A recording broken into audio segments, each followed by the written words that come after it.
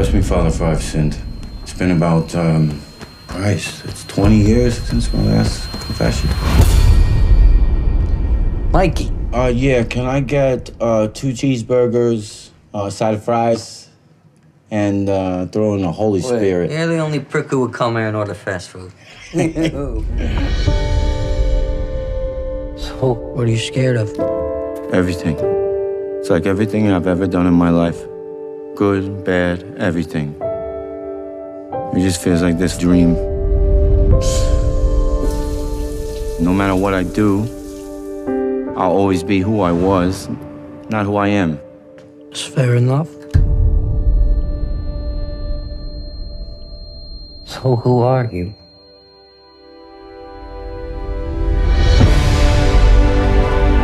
What's this I hear you fighting tonight? In the garden, that's big! You know, you're the only prick I know can smoke a pack a day and still go 12 rounds. Today's my last day. I'm sorry I didn't give you more. Just remember the good.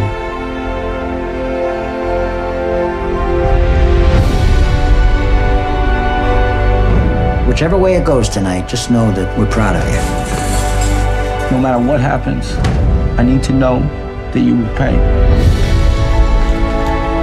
Kid, I love you, you know I do. But you gotta let things go. I got nothing, okay? I got no wife, I got no kid, I got nothing. I'm sorry I wasn't the son that you wanted. I think the people that really matter in your life are far more willing to forgive than you might expect. This is it. This is everything.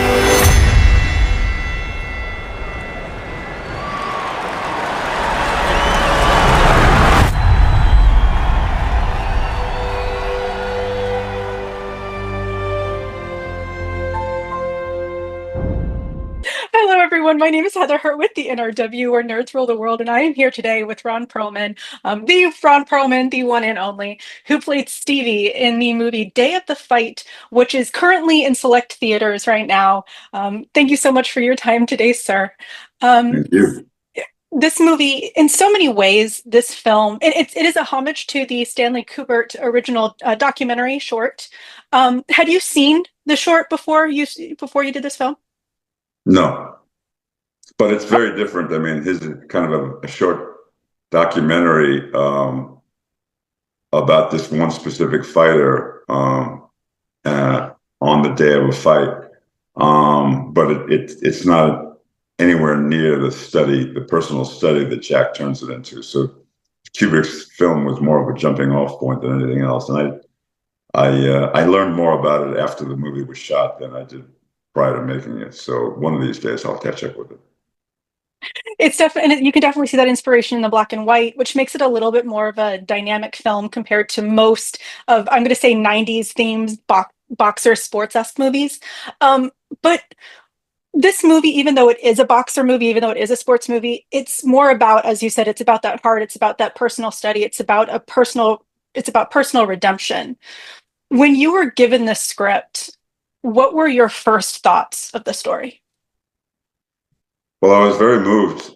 Jack was talking to me about, the notion of playing Stevie, but he wanted me to read the script just because he'd never written a movie that was going to be made, especially made by him. And so he wanted to get my notes. And what I remember was I finished reading the script. I called him up. I said, here's the headline, baby. There are no notes.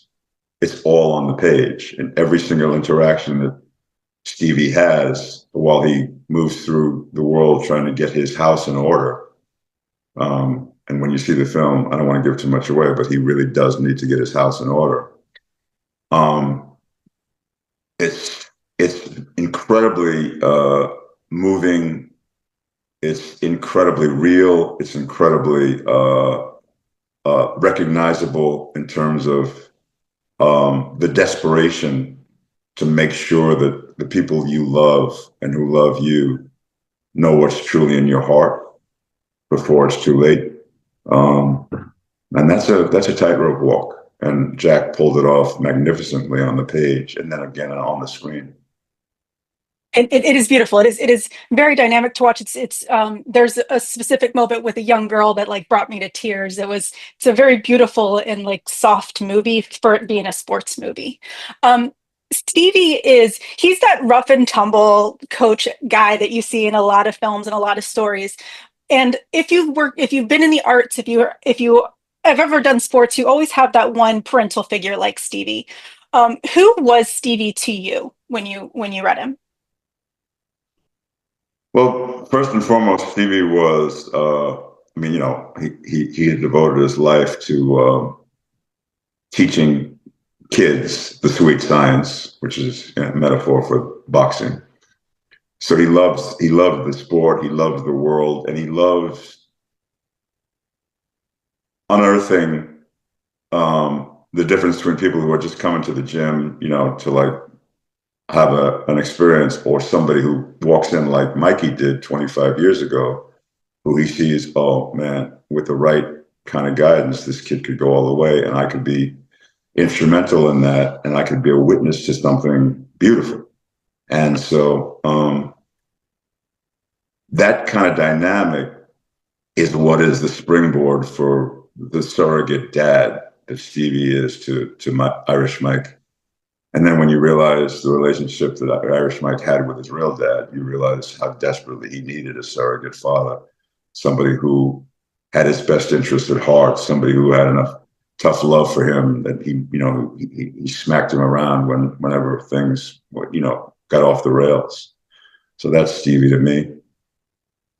And it's a really touching moment, especially when he's in the gym. Once again, trying not to spoil too much. There's a great moment in the gym where you think that Stevie is actually just getting mad, but it's more like a dad getting mad at his son, and it's so sweet. Speaking of that loyalty, Stevie clearly expects loyalty from his boxers, from his students, but you can tell that he gives it right back. I don't want to give the ending away too much, but do you think that he did check on Mikey the next day, and what would you like to think his thoughts were? Well, it would be impossible for me to answer this question without giving away way too much. But that last moment when we filmed it, the assumption was he just doesn't want to hang around because he doesn't want the attention. He's getting out of there, and which is a surprise to Stevie because he just had the most important moment of his life. But when the kid hugs him, he maybe, and this was the secret between me and Jack, I said to Jack, what if Stevie realizes he's never going to see this kid again? And he gets that from the hug. And so when he says, I'll check in with you tomorrow. I'll check in with you tomorrow. He knows there is no tomorrow. Sorry. No, it was a beautiful moment. I definitely I teared up. There were several moments in this movie that were just so beautiful and so emotional, and it definitely got you. And that moment at the end was. And I apologize if we gave a little bit away here, but definitely go check out the movie. No matter what, it's worth it for the entire thing. I want to talk about how it was shot for a minute. Did you know that it was going to be in black and white? And what were your thoughts? What are your thoughts about this rehash of that classic cinema style?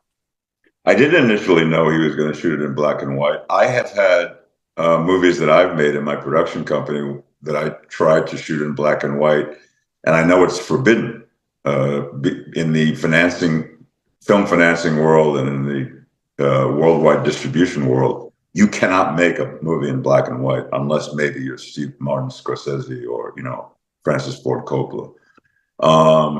And I think that there was a kind of a seditious, kind of a secretive element to Jack starting to shoot the movie in black and white without anyone knowing.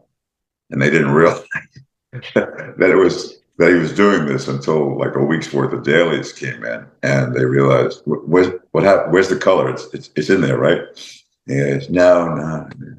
So this whole movie for Jack Huston was a series of battles that he fought because he had a real specific idea of the movie that ends up on the screen. And when you watch the movie, how it ends up, so beautifully rendered, and you realize, you know, how much he had to fight those fights. That's truly kind of a remarkable part of the experience, is seeing somebody who's willing to risk everything in order to get his vision out. Yeah, and you can, once again, it was very interesting to watch. It's very interesting to see this rehash of these classic looks coming back, and it's a beautiful movie. Once again, the most dynamic part of this film, I really think, is that black and white. It gives itself its own character. What was your favorite day filming? Whether maybe you weren't there filming yourself, maybe you were watching. What was your favorite day working on this film? The day we shot all of the stuff in Stevie's gym in one day. So, you know, we shot the scene where Stevie shows up and starts to train. And then Stevie gets into this little tiff with this asshole in the gym. And I mean, not Stevie, Mikey gets into this tiff with this asshole in the gym, and I lose my shit on him. And then we talk about, like, you know, what is it about you that needs to fuck everything up all the time? So that was all shot in one day. And because that all those sequences revealed so much about the surrogate relationship, father-son relationship between Stevie and Mikey, I think that was probably my favorite day. What of Mikey's relationships, not putting Stevie aside, because, you know, you can't be biased there. What is your favorite relationship that Mikey shows us throughout the film? I wish I could pick one. I love the scene with him and the priest, which is his childhood friend who just, you know, they go in different directions. It's kind of like Out of Angels with Dirty Faces, which is one of the greatest films ever made, where Pat O'Brien and Jimmy Cagney are a couple of gangster kids living, you know, in a ghetto. And then one of them decides to take the cloth and the other one decides to remain a gangster. And they keep interacting with each other throughout the movie. And there's a part of Jimmy Cagney that admires the goodness in Pat O'Brien. There's a part of Pat O'Brien that admires the defiance in Cagney. And that's the basis of their love. That's what happens in that scene with John Magaro, who plays the priest. But the scenes with him and Nicolette, particularly when they take a walk on the waterfront and talk about how shit got off the rails, the scene with him and Joe Pesci, these are, you know, they're all so incredibly moving. And then the scene with Mikey and his cat at the end of the film. Yeah. Even the one at the beginning when he gave him a big hug right there. Oh, it was so sweet. I honestly, I'm going to be quite honest. Him and Joe Pesci, that scene, I didn't even realize that was Joe Pesci because of how he was acting. So it was so incredible. Yeah, you've never, he was unrecognizable. You've never seen that Joe Pesci before. It wasn't. Oh, I apologize. Go ahead. No, I'm done. I was gonna say, it wasn't until that moment at the end where I was just like, oh my God, is that this movie, as you keep saying, it's incredibly moving, it's incredibly emotional, even though it's a sports film. What would you like audiences, now that it's coming to a much wider set of people? Y'all been doing the film circuit for over a year now. What are you hoping that they take away when they walk out of that theater? I'm just hoping that they see the movie, because, you know, I have a lot of people who I love and admire who've seen the movie now in these early screenings and these, you know, not in the run up to getting it released. And every single person that I love and respect spent the last 20 minutes of the movie in tears because it's so moving. You could see I can hardly get through an interview without being moved to tears. So I just want everybody in the entire world to see the movie, because there aren't a lot of movies that do that anymore to an audience. There aren't a lot of movies that take you on a kind of a human journey that is this universal and this moving and this emotional. And yeah, that's my endorsement. And what an endorsement it was. Thank you, Mr. Perlman, so much for your time today. Day of the Fight arrived in theaters in Los Angeles and New York as of this recording last Friday, the 6th, and is available at a slightly wider release in San Francisco, Dallas, Chicago, and Boston as of today, this recording, December 13th. Definitely check it out. And thank you so much again for your time, sir. It's greatly appreciated. Thank you. Thank you.